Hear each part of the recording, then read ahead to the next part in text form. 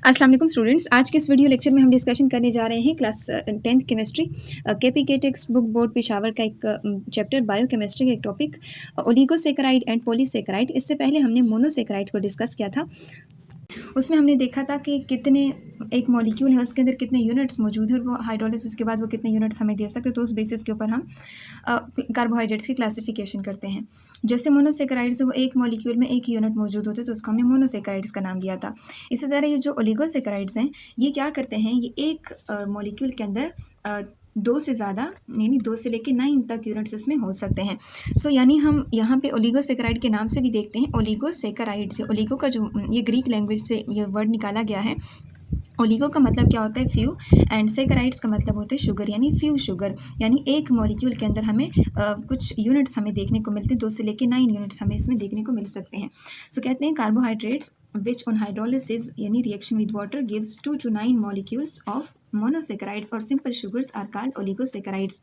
यानी अगर हम इसको सिंप्लीफाई करना चाहें और इसमें हम वाटर ऐड करना चाहें तो वाटर की मौजूदगी में ये जो ओलिगोसेकेराइड्स होते हैं ये स्प्लिट होते हैं 2 से लेकर 9 मॉलिक्यूल के अंदर, यानी 9 मॉलिक्यूल ऑफ सेकेराइड्स यानी 9 मोनोसेकेराइड के अंदर ये स्प्लिट होगा। जैसे फॉर एग्जांपल एक ओलिगोसेकेराइड्स हैं जिनके अंदर क्या होते हैं, जिनके अंदर 5 यूनिट्स मौजूद हैं और ये एक चेन के जरिए एक दूसरे के साथ जुड़े हुए हैं। जब इसके अंदर हम क्या करते हैं, वाटर की एडिशन करते हैं तो ये क्या हो जाते हैं, ये 5 छोटे छोटे यूनिट्स में क्या हो जाते हैं, ब्रेक हो जाते हैं। अब देखिए 5 यूनिट में ब्रेक हो गए हैं, इसका मतलब क्या है, एक मॉलिक्यूल के अंदर 5 यूनिट्स मौजूद है, इसी वजह से इसको फिर हम पेंटासेकेराइड्स कहेंगे। आगे कहते हैं depending upon the number of monosaccharide molecule, यानी मोनोसेकेराइड मॉलिक्यूल्स के ऊपर डिपेंड करता है कि वो कितने मोनोसेकेराइड हमें देगा हाइड्रोलिसिस के ऊपर। जितने हमें देगा तो उसी के अकॉर्डिंग फिर हम उसको नाम देंगे। जैसे ऐसे ओलिगोसेकेराइड कि अगर उसके हाइड्रोलिसिस करेंगे और हमें वो 2 यूनिट्स दे दें तो उसको हम डाईसेकेराइड का नाम देंगे। डाई मीन्स 2 एंड सेकेराइड मतलब 2 शुगर्स, सेकारोन्स मतलब शुगर। इस तरह अगर वो हाइड्रोलिस ऐसे ओलिगोसेकेराइड अगर वो हमें हाइड्रोलिसिस अगर उसकी करेंगे वो 3 सेकेराइड्स मतलब 3 शुगर थे तो उसको हम ट्राईसेकेराइड का नाम देंगे।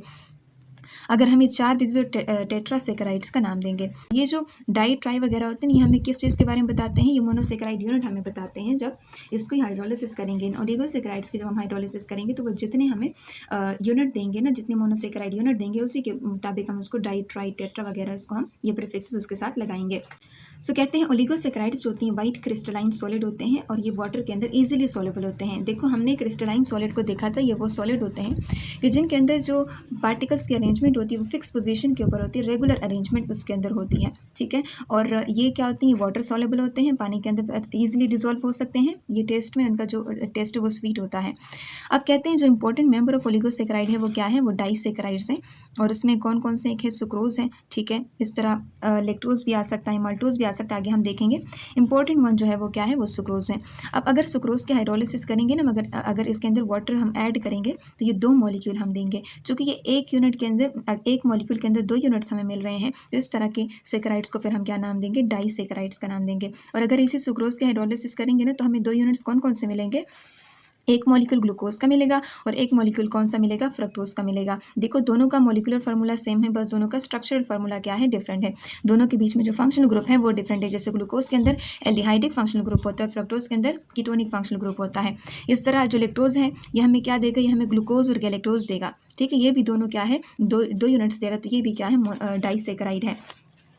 यहाँ पर देखें आप लोगों से सुक्रोज, लेक्टोज, माल्टोज, ये डाईसेकेराइड आपको दिए हैं। जब इसके अंदर हम वाटर ऐड करेंगे तो अगर सुक्रोज है तो वो ग्लूकोज और फ्रक्टोज देगा, अगर लेक्टोज है तो वो ग्लूकोज और गैलेक्टोज देगा, अगर वो माल्टोज है तो फिर वो ग्लूकोज प्लस ग्लूकोज देगा। अब यहाँ पे क्वेश्चन किस तरह से बन सकता है, यहाँ आपसे पूछा जा सकता है कि डाईसेकेराइड को आप डिफाइन कर दें और एटलीस्ट 2 एग्जाम्पल भी साथ में लिख दें कि वो मतलब हाइड्रोलिसिस ऑफ 2 डाईसेकेराइड्स। तो आपने ये हाइड्रोलिसिस फिर ये बतानी है इसकी, ठीक है।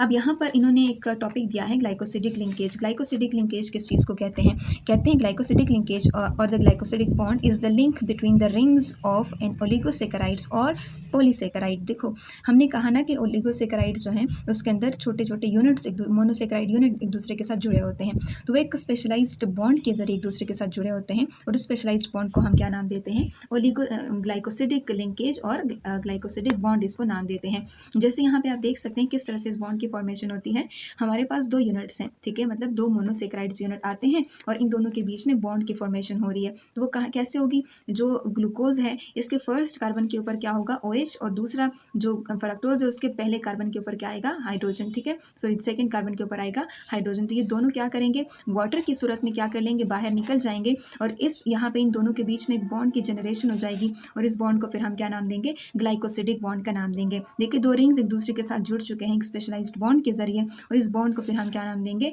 ग्लाइकोसिडिक लिंकेज और ग्लाइकोसिडिक बॉन्ड का नाम देंगे। अब उसके बाद आपसे कहा जाते हैं पॉलीसेकेराइड्स। देखिए पॉली मीन्स मेनी, सेकेराइड्स मतलब शुगर, यानी ऐसे कार्बोहाइड्रेट्स जिसके अंदर बहुत सारे शुगर यूनिट्स होते हैं वो मौजूद होते हैं। अब कहते हैं पॉलीसेकेराइड्स होते हैं ये बायोपॉलीमर्स होते हैं। सबसे पहले हम पॉलीमर को समझते हैं। पॉलीमर क्या है? पॉली मीन्स मेनी, मर मतलब यूनिट्स। जब बहुत सारे यूनिट्स एक साथ एक चेन की सूरत में जुड़ जाते हैं तो उसको हम पॉलीमर कहते हैं। अगर वो लिविंग ऑर्गेनिज्म के अंदर मौजूद है तो उसको हम फिर बायोपॉलीमर का नाम देंगे। अब कहते हैं ये बायोपॉलीमर है ऑफ मोनोसेकेराइड्स, यानी बहुत सारे मोनोसेकेराइड्स एक दूसरे के साथ मिलकर एक पॉलीमर बनाते हैं। अब ये जो कार्बोहाइड्रेट्स होते हैं इसके अंदर long chain of monosaccharides units होते हैं या फिर सिंपल शुगर एक दूसरे के साथ ग्लाइकोसिडिक लिंकेज या ग्लाइकोसिडिक बॉन्ड के जरिए जुड़ जाते हैं और वो उस लॉन्ग चेन ऑफ पॉलीमर को फिर हम क्या नाम देते हैं? पॉलीसेकेराइड का नाम देंगे। यानी एक यूनिट फिर दूसरा, फिर इसके साथ यहाँ पे बॉन्ड बनेगा, फिर तीसरा, फिर चौथा, फिर इस तरह से बॉन्ड की फॉर्मेशन होती जाएगी और लॉन्ग चेन ऑफ पॉलीमर बन जाएगा और इस लॉन्ग चेन ऑफ पॉलीमर को फिर हम क्या नाम देंगे? पॉलीसेकेराइड्स का नाम देंगे। अब कहते हैं they are also known as micromolecule, इसको हम मैक्रोमोलिक्यूल भी कहते हैं। आप जानते हैं कि मॉलिक्यूल्स हमारे पास 2 तरह के होते हैं, कुछ होते हैं स्मॉलर मॉलिक्यूल, कुछ होते हैं लार्जर मॉलिक्यूल।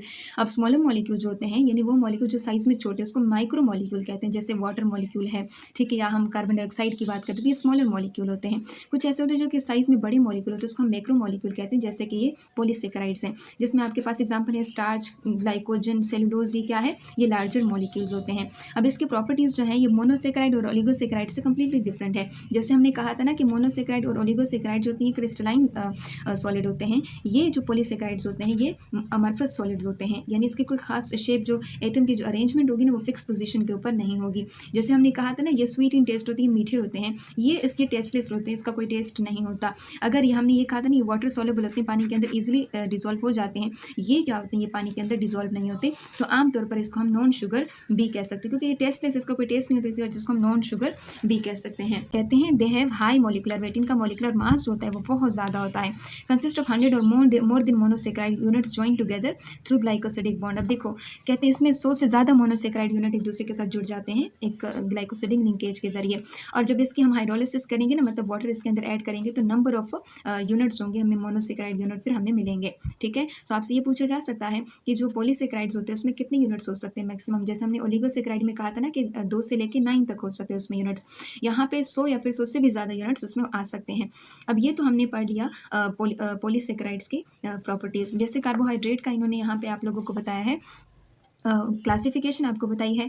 जैसे हमने एक मॉलिक्यूल के अंदर कितने यूनिट्स मौजूद है, अगर 1 यूनिट है तो ऐसे कार्बोहाइड्रेट को मोनोसेकेराइड का नाम देंगे। अगर 2 से लेके 9 तक यूनिट्स हमें वो दे रहा है हाइड्रोलिसिस के ऊपर तो वो हमें उसको ओलिगोसेकेराइड कहते हैं। अगर वो हमें 9 से ज़्यादा मतलब 10 से ज़्यादा 100 से भी ज़्यादा यूनिट्स हमें अगर वो हाइड्रोलिसिस के ऊपर दे रहा है तो उसको हम पॉलीसेकेराइड का नाम देंगे।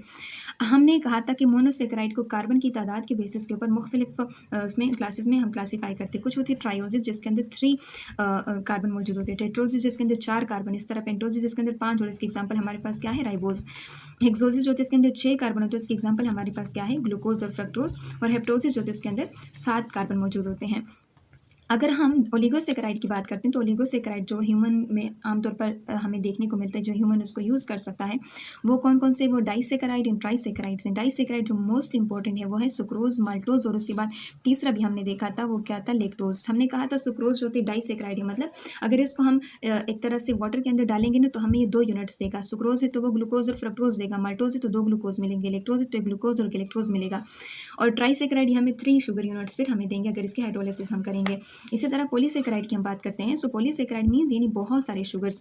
तो ये इसकी 2 टाइप्स आ जाती हैं, कुछ होती है स्ट्रक्चरल, कुछ होती है स्टोरेज। अगर स्ट्रक्चरल की बात करें तो ये हमारे ऐसे पॉलीसेकेराइड्स जो क्या करें? हमारे स्ट्रक्चर्स बनाते हैं, हमारे सेल के स्ट्रक्चर्स बनाते हैं, जैसे कि सेलुलोज हैं। आप जानते हैं कि सेल के अंदर सेल वॉल होता है, और सेल वॉल के अंदर क्या मौजूद होता है? प्लांट के सेल वॉल के अंदर क्या होता है? सेलुलोज मौजूद होता है। मतलब ये स्ट्रक्चरल पॉलीमर के तौर पर काम करता है।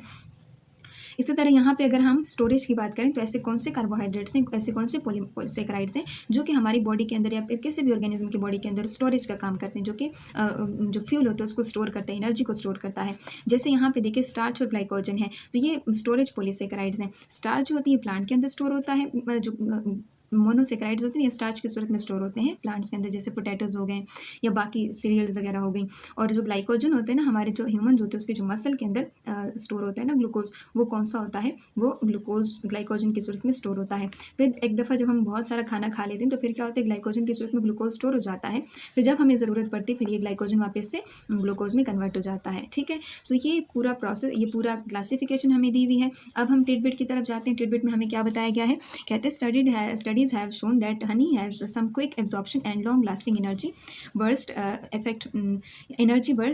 effect that many sport drink do। यहाँ पे जो हनी है, शहद है, उसके अंदर ये जो कि उसके अंदर क्या होते हैं, सेक्राइड्स होते हैं, शुगर होते हैं, और ये वो शुगर्स होते हैं जो बहुत जल्दी एब्जॉर्ब हो जाते हैं हमारी बॉडी के अंदर। जो स्पोर्ट्स ड्रिंक्स होते हैं ना, जो एथलीट्स उसको यूज़ करती हैं, उसके अंदर फिर ये हनी जो होता है वो डाला जाता है। This is because that honey has high in fructose, honey के अंदर फ्रक्टोज बहुत ज़्यादा होता है। And a simple fruit sugar, ये सिंपल फ्रूट शुगर है that has been found in the best sugar for athletes. ये एथलीट्स के लिए जो हमारे स्पोर्ट प्लेयर्स होते हैं तो उसके लिए फिर ज़्यादा ये यूज़ किया जाता है। और अनपास्चराइज्ड हनी, यानी अनपास्चराइज्ड मतलब अनप्रोसेस्ड, नेचुरल फॉर्म में है, अभी उसको हमने प्रोसेस नहीं किया, उसको हीट नहीं किया, उसको आगे हमने प्रोसेस नहीं किया। तो ऐसे जो हनी होती है ये इसके अंदर हाइड्रोजन पेरोक्साइड मौजूद होता है और कुछ एंजाइम्स इसके अंदर मौजूद होते हैं, और ये फिर क्या करते हैं, डाइजेशन में हेल्प करते हैं। इसी वजह से कहते हैं जो हनी है ये बहुत ज़्यादा इंपॉर्टेंट होता है। आप अगर मतलब ये न्यूट्रिशन के हवाले से बहुत ज़्यादा इंपॉर्टेंट होता है। अब कहते हैं the use of dextrose in drips, यानी ड्रिप्स के अंदर डेक्सट्रोज का भी इस्तेमाल किया जाता है। जैसे हमने कहा कि जो कार्बोहाइड्रेट्स होते हैं ये क्या होती है, क्विक एनर्जी सोर्स है, मतलब बहुत जल्दी हमें एनर्जी देता है। तो इसलिए ये जितने भी पेशेंट्स होते हैं जिनके अंदर पानी की कमी वाक़ हो जाती है, या ऐसे लोग जो कि जिनके अंदर एनर्जी कम होती है, मतलब वो थोड़े से कमज़ोर होते हैं, तो उनको ये उनको ये डेक्सट्रोज ड्रिप्स होती हैं, ये दिए जाते हैं हॉस्पिटल और क्लिनिक्स के अंदर। तो क्या होता है, जब ये उनके बॉडी के अंदर डाले जाते हैं तो ये क्या होता है, उसकी ऑक्सीडेशन होती है हमारे ब्लड के अंदर। कैसे उसकी ऑक्सीडेशन होती है, ताकि उसके अंदर जो पानी की कमी है उसको पूरा करना है, उसके अंदर एनर्जी जो है उसको पूरा करना है। तो अब शुगर आता है और इसके साथ ऑक्सीजन जो होता है वो ऐड होता है। जैसे ऑक्सीडेशन हम कहते हैं ना, addition of oxygen is called oxidation, तो इसमें ऑक्सीजन ऐड किया जाता है जिसकी वजह से कार्बन डाइऑक्साइड, वाटर और साथ साथ में एनर्जी जो होती है वो मिल जाती है। और इस दौरान क्या होता है, एनर्जी जो होती है उसको जो वीक होते हैं पेशेंट होते हैं उसको एनर्जी मिल जाती है, और अगर उनके जिस्म में पानी की कमी है तो उनको पानी मुहैया की जाती है। यानी इससे क्या होता है, जो इंस्टेंट सोर्स ऑफ एनर्जी है ना वो इसको प्रोवाइड की जाती है ऐसे पेशेंट जिनके अंदर पानी की कमी है या एनर्जी की कमी है। सो ये हमने ओलिगोसेकेराइड एंड पॉलीसेकेराइड्स को डिस्कस किया कि अगर ऐसे कार्बोहाइड्रेट्स जो अगर हम उसके हाइड्रोलिसिस करेंगे वो 2 से लेकर 9 यूनिट्स देते हैं तो उसको हम ओलिगोसेकेराइड कहते हैं, और अगर हमें इससे ज़्यादा यूनिट्स मिल जाए तो उसको हम पॉलीसेकेराइड्स का नाम देते हैं। ठीक है, तो ये हमने इसकी वेरियस एग्जांपल पढ़ी। हमने ग्लाइकोसिडिक लिंकेज को डिस्कस किया कि ये वो लिंकेज है जिसमें 2 यूनिट्स एक दूसरे के साथ जुड़ते हैं और डाइसेकेराइड, ट्राइसेकेराइड या फिर पॉलीसेकेराइड इसी बॉन्ड के जरिए बनते हैं। और साथ साथ में हमने कुछ इंपॉर्टेंट डाइसेकेराइड्स को डिस्कस किया, सुक्रोज, लैक्टोज, माल्टोज। अगर इसकी हाइड्रोलिसिस करेंगे तो ये हमें 2 यूनिट्स देंगे, और ये शॉर्ट क्वेश्चन के हवाले से इंपॉर्टेंट है। ग्लाइकोसिडिक लिंकेज आपसे पूछा जा सकता है, ग्लाइकोसिडिक लिंकेज क्या है, इसकी एक एग्जांपल दे दें। तो आप इस तरह का स्ट्रक्चर आप बनाएंगे, आपके लिए मुश्किल हो जाएगा। तो आप सिंपल ये बता दें, आप सिंपल इस तरह से बता सकते हैं कि एक ग्लूकोज होता है, ठीक है, इसी तरह दूसरा होता है फ्रक्टोज। ठीक है, तो ये ग्लूकोज और फ्रक्टोज जो होते हैं ये एक दूसरे के साथ एक स्पेशल है। जैसे ये क्या है, ग्लूकोज है, इसके अंदर आप इस तरह से बॉन्ड बना दें, ठीक है, और यहाँ पे आप क्या लिख दें, फ्रक्टोज। ठीक है, तो ये बॉन्ड आप बता दें कि इन दोनों के बीच में एक बॉन्ड मौजूद होगा। ठीक है, इसको हम क्या कहेंगे, ग्लाइकोसिडिक लिंकेज कहेंगे। या फिर अगर आप ये स्ट्रक्चर आपको आते हैं तो आप ये स्ट्रक्चर भी बना सकते हैं। ठीक है, तो ये आपके ऊपर है, आप इजीली भी इस तरह से भी बना सकते हैं आप, क्योंकि आपने अपना कॉन्सेप्ट वहाँ पे बताना होता है। ठीक है, और कहाँ पे होते हैं ये जो डाइसेक्राइड होते हैं, ट्राइसेक्राइड होते हैं, पॉलीसेक्राइड होते हैं, उसके अंदर ही ग्लाइकोसिडिक लिंकेज होती है हमें देखने को मिलता है।